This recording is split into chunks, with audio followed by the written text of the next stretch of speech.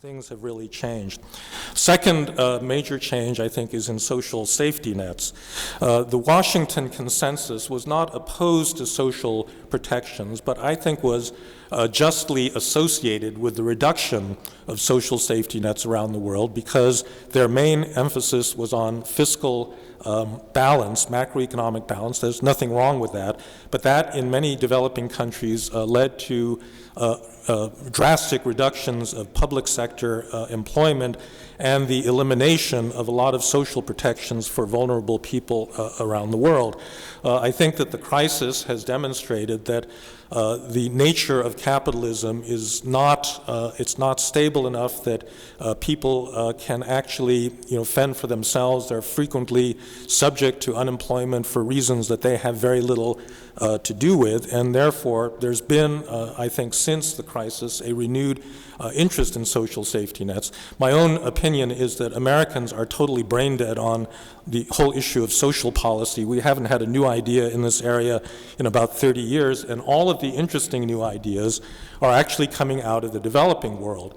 So that, for example, in Latin America, you've had now for a good 15 years the rise of these so-called conditional cash transfer programs. These are programs in which money is transferred to poor people based on a very rigorous entitlement based on a census that makes the transfer conditional on putting your children into school.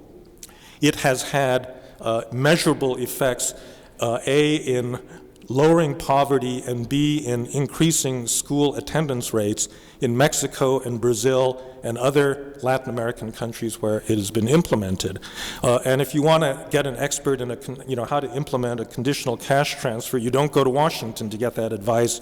You go to Mexico or Brazil or other countries that have pioneered this form of social protection, and it's remarkable. Latin America is the part of the world, as I'm sure you're aware, that has the highest levels of income inequality of any region in the world, and that inequality has actually been falling over the past decade, not simply because of these social programs. There are other factors involved as well, but this is actually something that has had a measurable impact on the distribution of incomes in countries where it has been implemented. And incidentally, the Chinese are very much aware of this because their Gini coefficient has swung, very dramatically in the direction of higher inequality over the past 20 years. And they as well are very much focused on redirecting investment to the interior of China, all of the poorer regions that have been left behind by all of the manufacturing coastal industries. And so that's something that very much preoccupies Chinese leaders.